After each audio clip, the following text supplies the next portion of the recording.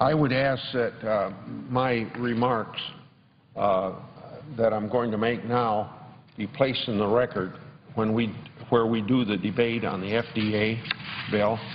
Without objection. Mr. President, 2 years ago, a constituent of mine named David Rozga committed suicide shortly after smoking a product called K2, a synthetic form of marijuana. A week before he passed away, David had graduated from Indianola High School. He was looking forward to attending my alma mater, the University of Northern Iowa, that fall. David and his friends spent the week after graduation going to parties and celebrating their achievements. Some of David's friends heard about K2 from some other friends who were home from college. These friends were told that if you smoke this product, like marijuana, you could get high. David and his friends were about to go to a concert and thought smoking K2 before would be nothing but harmless fun. However, shortly after smoking K2, David became highly agitated and terrified. His friends tried to calm him down, and once he appeared calmer, he decided to go home instead of going out with them. Tragically, David took his own life shortly after returning home, only about 90 minutes after smoking K2 for the first time. The only chemicals in his system at the time of his death were those that comprise K2. David's tragic death is one of the first in what has been a rapidly growing drug abuse trend. In the past 2 years, the availability and popularity of synthetic drugs like K2, spice, bath salts, and 2CE has exploded. These drugs are labeled and disguised as legitimate products to circumvent the law. They're easily purchased online, at gas stations, in shopping malls, and in other novelty stores. Poison control centers and emergency rooms around the country are reporting skyrocketing cases of calls and visits resulting from synthetic drug use. The physical effects associated with this use include increased agitation, elevated heart rates and blood pressure, hallucination, and seizures. A number of people across the country have acted violently while under the influence of the drug, dying or injuring others and even themselves. Just a few weeks ago, a man in Miami, Florida, attacked a homeless man and ate nearly half of his face before police had to shoot him to stop him. 2 weeks ago, police in upstate New York tasered a woman who was choking her 3-year-old son after smoking bath salts. These ongoing and mounting tragedies underscore the fact that Congress must take action to stop these drugs from causing further damage to our society. I introduced the David Mitchell Rozga Act a year ago last March to ban the drug that comprised K2. My colleagues, Senators Schumer, Klobuchar, and Portman, have also joined me to ban synthetic drugs, including bath salts and 2CE compounds. Today, our separate bills are included as part of House and Senate agreement on the FDA user fee bill we'll be voting on shortly. I want to thank all who have worked very hard to get my bill, as well as other bills banning synthetic drugs, through Congress. And I especially want to thank Mike and Jan Rozga, the parents of David, and their family for their tireless effort to prevent more tragedy from befalling families. This legislation will drastically help to remove these poisons from the store shelves and protect our young people from becoming more victims. I urge my colleagues to support cloture on this bill. I yield the floor. and I suggest the absence of a quorum. Clerk will call the roll. Mr. Akaka.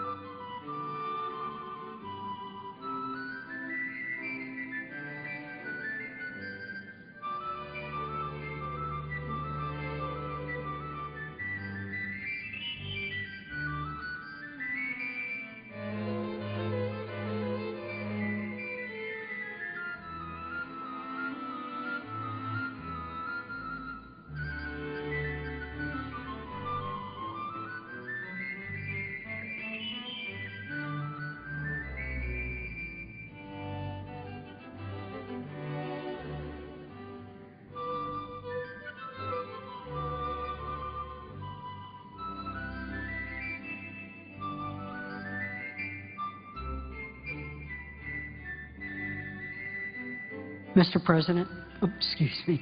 The Senator from Maryland. I ask that the call of the quorum be vacated. Without objection. Mr. President, what is the pending business? The motion to proceed to S-1940. Thank you, Mr. President. I rise in support of voting for cloture on the bill and wish to speak such time as I may consume. The senators are recognized. Mr. President, really, we've just exchanged some parliamentary lingo to essentially say we're going to vote shortly to see if we can vote to pass the Food and Drug Administration Safety and Innovation Act and doing it without a filibuster. I hope that we can vote for cloture, not to muzzle, not to have a gag rule, but so that we can move expeditiously on this bill. Every single member here should be proud of what we've accomplished in this FDA Safety and Innovation Act. For we've accomplished three major objectives. Number one, if the legislation is passed, and it's a conference agreement between the House and the Senate, if we pass this, we will be able to move pharmaceuticals, biotech products, and medical devices into clinical practice faster and yet maintaining our ethical standards around public safety. The second thing that we can demonstrate is that we can work together and that we can govern. This is the result, certainly in the Senate, of working on both sides of the aisle, and now with the House, through the conference report, we show that we can work between the Senate and the House. In this time of prickly politics, political posturing, when more gets said than gets done, this is, today, we can show we not only can pass legislation, but legislation that makes a difference in people's lives and do it in a way that, yes, we will have a regulatory framework, but something that businesses cooperated in, so we'll have regulation without strangulation. We'll have regulation that acts in the interest of public safety, but does not stifle, shackle, or impede good business practices. Wow, isn't this what we've been talking about? So I'm very proud of having been a member of the Health, Education, Labor Committee that worked on this bill. And I'm very proud of the fact that FDA is in my state. In a nutshell, we're passing something called PDUFA and other UFAs. What this means is PDUFA stands for the Prescription Drug User Fee Act. There will be others that we'll talk about which relate to bio user fees and medical device user fees and generics. This bill was originally enacted in 1992, and the reason for that was at that time there was an unduly long wait for patients to have access to new medicines and new medical devices. It often took close to 3 years to even really review a drug application. So Congress went to work with then President Bill Clinton to say where the pharmacy, could agree that, first of all, that they would pay user fees to support FDA's drug review program. It is a true public-private partnership. For when we look at the funding for FDA, the people who make pharmaceuticals, biotech, and medical devices pay 60% of the FDA budget. That's $712 million. The remainder comes from federal appropriations, 40%, $473 million. So there is a partnership between those businesses that profit, and we want them to do so without profiteering, and at the same time, government pays its share. You know, since 1992, this legislation has been an enormous success. More than 1,500 new medicines have been approved related to cancer, infectious disease, cardiovascular disease. It's decreased review times from more than close to 3 years to a year and a few months now. In order to make sure that we've got the right perspective, we not only held excellent hearings in the Senate, but I went out to my own state. I'm so proud of my state. We are the home of life sciences. We have NIH there that does such great, incredible basic research. We have actually FDA that reviews food safety and drug safety. And at the same time, we're the home to a robust group of biotech companies. I wanted to listen to those biotech companies, and when I went out, I said to them, tell me how your government is helping you. Tell me how your government is impeding you. Tell me where you want your government to get out of the way, and where do you need a more muscular government? Well, we heard quite a bit from them. The first thing that they told me is they need a Food and Drug Administration, because when they are approved for public safety and efficacy in the United States of America, they can sell their products anywhere in the world. And it means often countries, small countries, countries of modest means with limited GDP, know that who could never afford an FDA, know that if the United States of America says it's okay for their citizens, any other country in the world knows it's okay for theirs. So it's very good to be able to export these products with confidence and reliability. This is fantastic in their mind.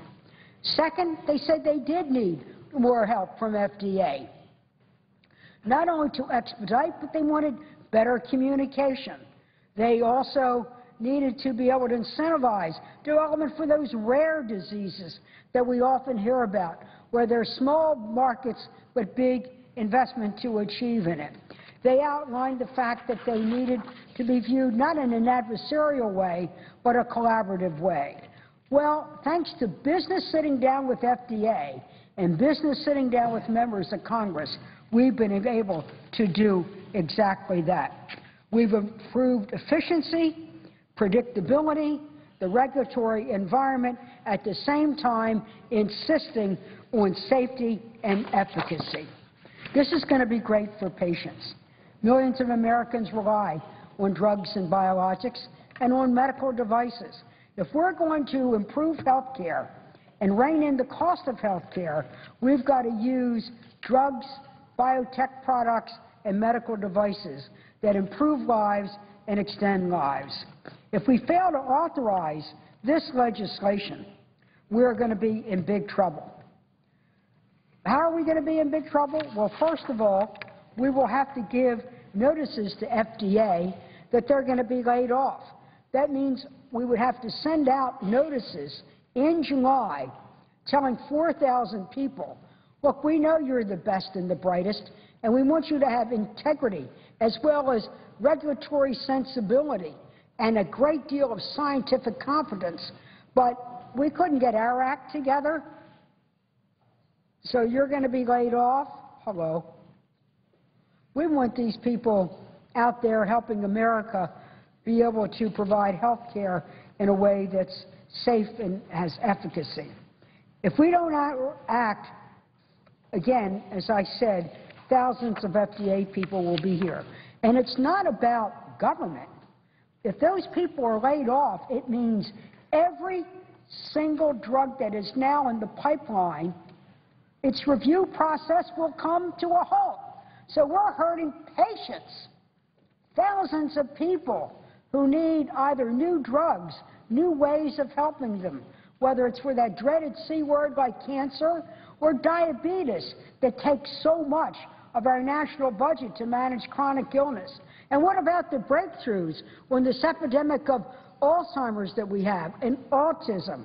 We need all the help that we can develop. And if America is going to continue to be America the exceptional, we've got to do an exceptionally good job of making sure we produce some of the newest and most reliable drugs, biotech, and medical devices. This is why I think we have good legislation. Is it perfect? No. But is it pretty close to it for what business and government and providers, doctors themselves say we need? Absolutely.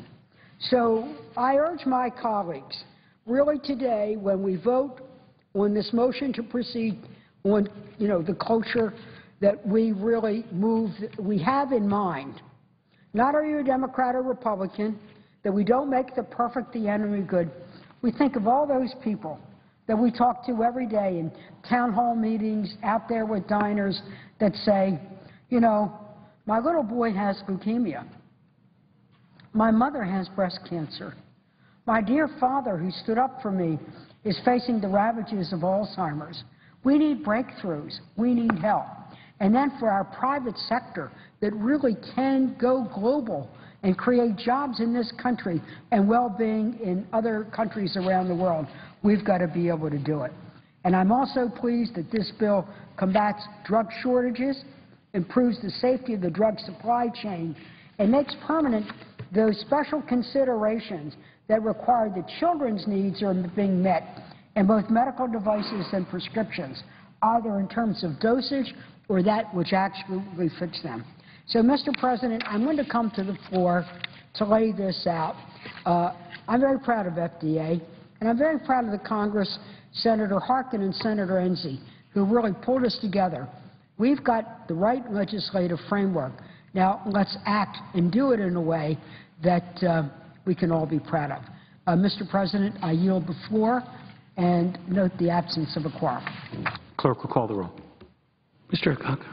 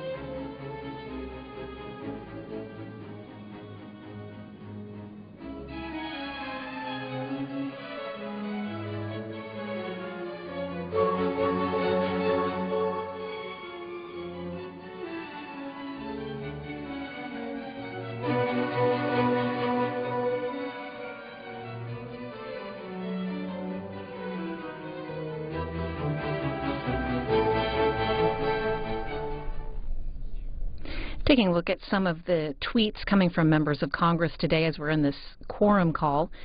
Of course, working on the federal flood insurance program today, and at 5:30 Eastern Time, a vote scheduled to move forward on an FDA user fee. That fee would let the agency collect money to pay for its approval process on prescription drugs and medical devices. And over on the other side of the Capitol, the House is not in a legislative session today.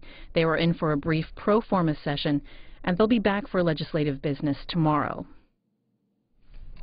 And tonight, a discussion about Internet freedom on the Communicators, Internet Freedom Abroad, with the Deputy Assistant Secretary of State for Democracy, Human Rights, and Labor. That's Daniel Baer, and we'll hear from him tonight at 8 o'clock Eastern Time, right here on C-SPAN 2. And looking ahead to Wednesday on Washington Journal, a continuation of our Spotlights on Magazine series with former President of Bank of America, Sallie Krawcheck. She wrote an article for Harvard Business Review on how to improve the banking industry. You can find a link to the article at our webpage, cspan.org, and we'll talk with her live Wednesday morning at 9:15 Eastern, and that's on our companion network, C-SPAN.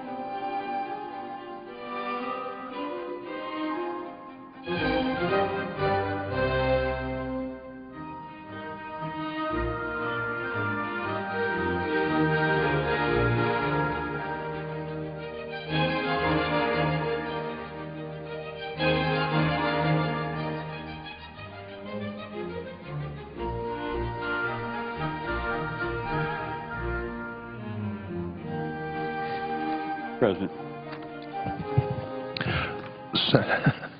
Senator from Iowa. Mr. President, I ask that further proceedings under the quorum call be dispensed with. Without objection.